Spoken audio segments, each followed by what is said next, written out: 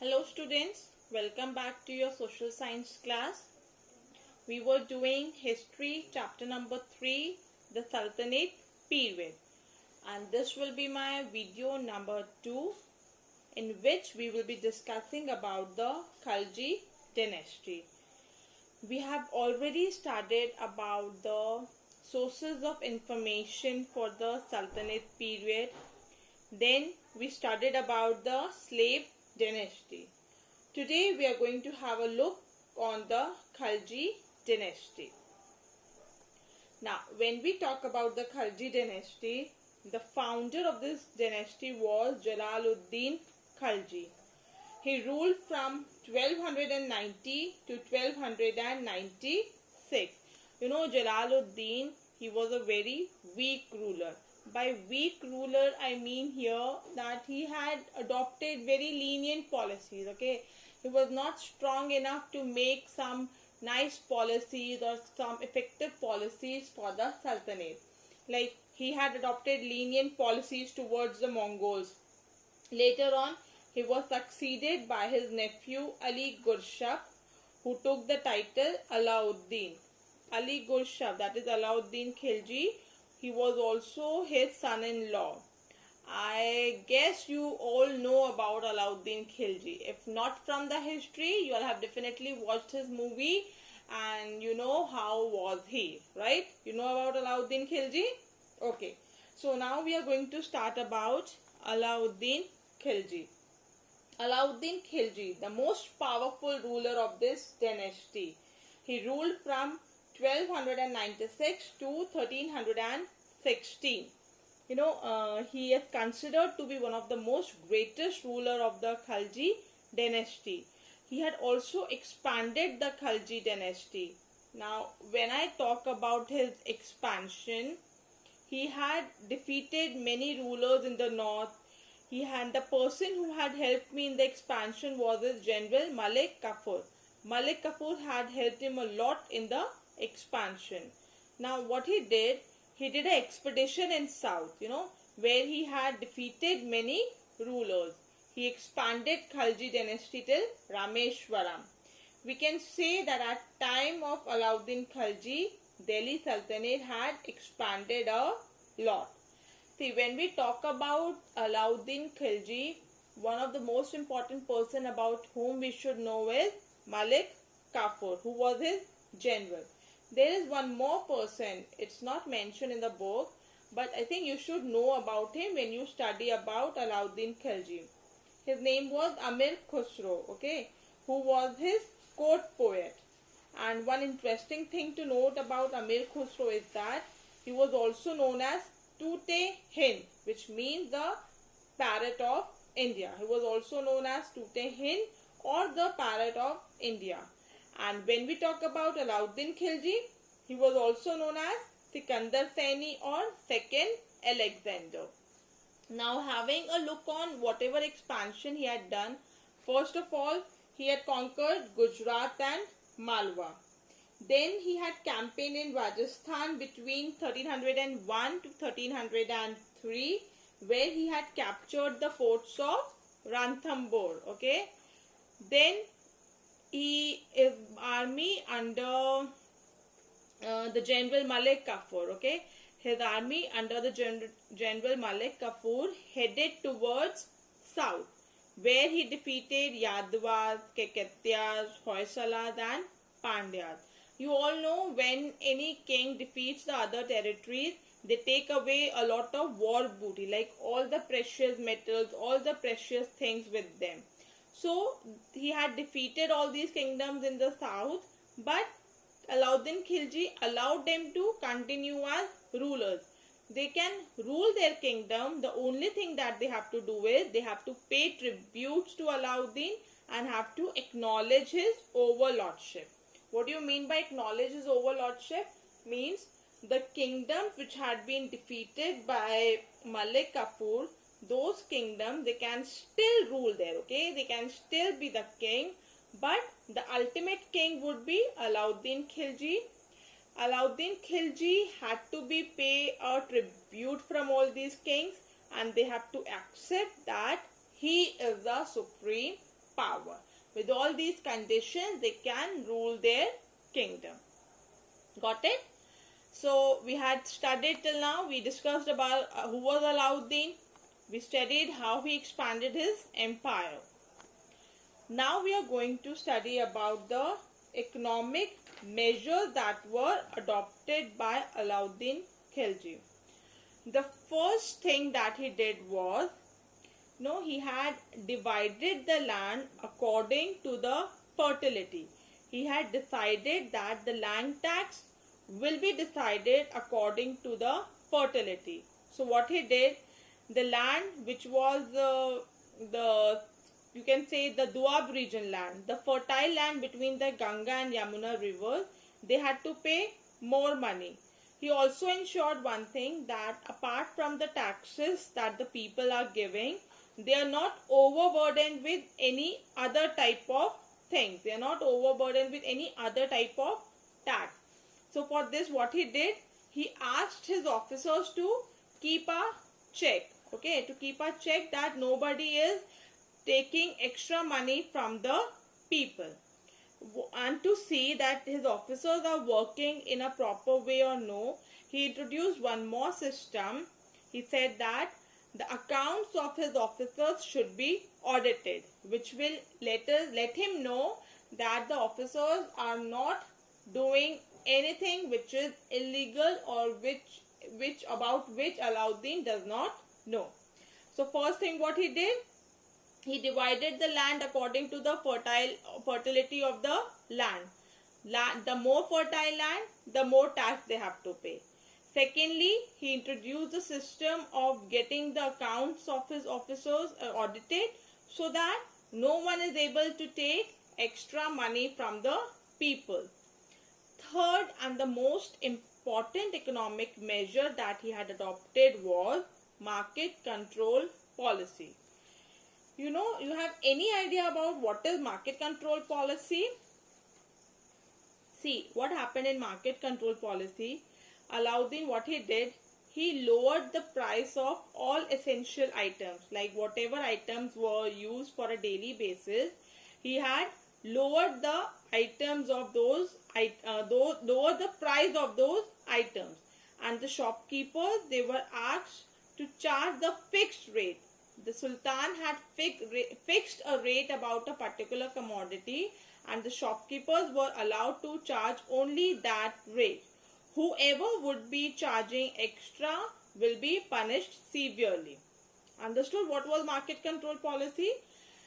Under market control policy, what Alauddin did, he had already decided all the rates of the commodities. He had lowered the rates of the commodities, fixed them, and had informed the shopkeeper. Now the shopkeeper had to charge only that amount of money which was fixed by Alauddin. They could not charge extra. If any shopkeeper was found charging extra money, he was punished severely.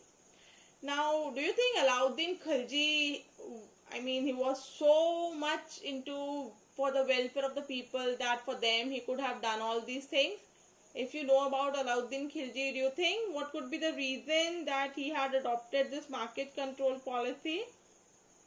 See, there was only one reason for which he had adopted market control policy. It was he wanted to pay his soldiers a low salary. Okay, he wanted to maintain a large army but with a low salary, with the limited resources. So when the prices of the commodities will be less, the soldiers will be getting it in lesser price. So they would not be demanding more salary. Got it? So that is why, just to maintain a large army with a limited resources, he had lowered the prices of all the commodities. Now the policies that there were some effects of the economic measure that was adopted by Alauddin. It had some severe effects. First of all, his policy had made many people poor, because what had happened during that time, people, they were, especially the Hindus, they were not allowed to keep gold, silver, tankas, jeetals, All these things were not found in the houses of Hindus. At ancient times, at that time period, if you have ever seen in movies or if you have read it somewhere in the books, you might be knowing that people had a habit of chewing betel. Okay, betel was a sort of pan leaf that was a sort of luxury for them. Okay, chewing betel was a sort of luxury for them. So people had a habit of chewing betel at that time. So they were even deprived of doing that. And what is tankas and jeetals? The jeetal is a type of coin, and tankas is the traditional rainwater harvesting technique. Clear? Clear about the economic measures? Next one is reforms in the army. Now, there were several revenue reforms which Alauddin had made. Okay. Now, what he did, first of all, he paid the soldiers in cash. Okay. Secondly, he started branding horses. What do you mean? And then third, a full description for each soldier was also kept. Fourth, spies were posted in different parts. Now we'll understand all these reforms one by one. First, it's understood to everybody. There's nothing to explain in that. He paid his soldiers in cash. Secondly, he started branding horses. Now, why did he started branding horses? So that no one can substitute the good horse by the inferior one. And for branding, what he did, he made a mark on each horse. Okay, that was called dag. He had made mark on the horses by which he could know which is the best horse or which is the more better horse. To identify it or to distinguish between the good horse and the bad horse, he had made a mark on them. That was called dag. Another thing, what he did, a full description for each soldier was also kept. That is chehra. What was chehra?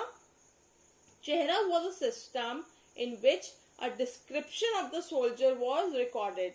Whosoever soldier was there in the army, their description was recorded in the system, and that thing was called chehra. Clear? Dag and chehra. Branding horses means making the mark on the horses to identify between the good and the bad. Chehra means to make a description of each soldier, like in how we make our Aadhaar card or voter ID card, right? We have our details in that.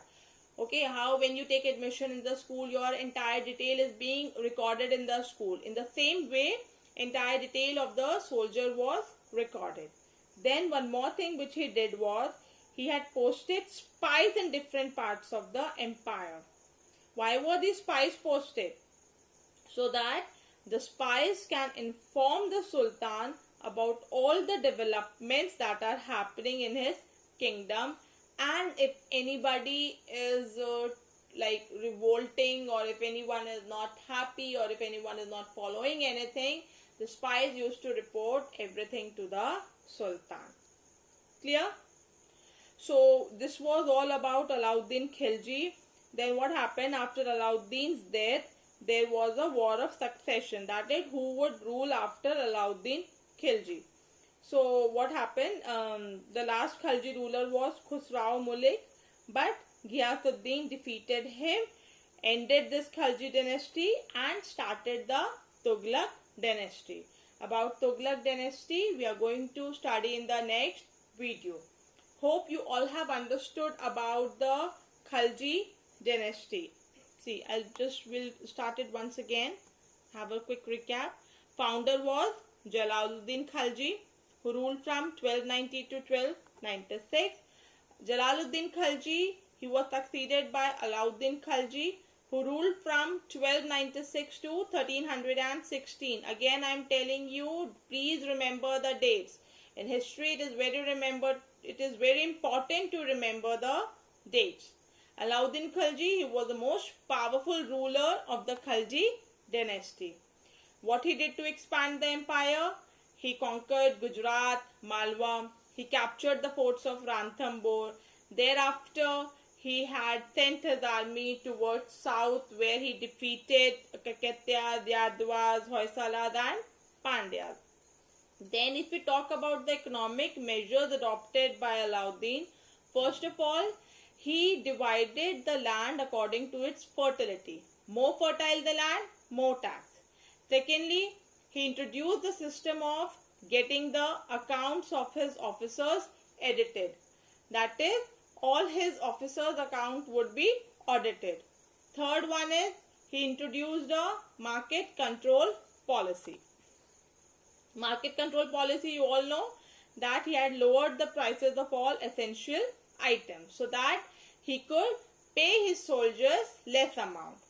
There were some effects of this economic measure, that is, the policies, they made the people poor. Hindus were even deprived of the common luxury, that was chewing betel. They were not allowed to keep, they were not having this gold, silver, all these things in their houses. Then comes the reforms in the army. First of all, he paid the soldiers in cash. He started branding horses, that is, he made a mark on those horses. He kept a full description of the soldier, that was called chehra, and then spies were posted in different parts. Clear? So we are done with the Khilji dynasty. Please write the assignment. Hope you all have understood Khilji dynasty. Just write down assignment number 2. Question number 1. Who was the founder of the Khilji dynasty? Question number 2. How did Alauddin Khilji expanded his empire? Question number 3. Define Dar B Chehra. We have discussed all these things in detail. I hope you will be able to do the assignment. You will have no difficulty in doing that. Please do it in your social science copy. Okay. Till then, all of you, please take care. Please stay safe. Go through the videos. Complete your work on time. Okay. Bye bye students. Take care.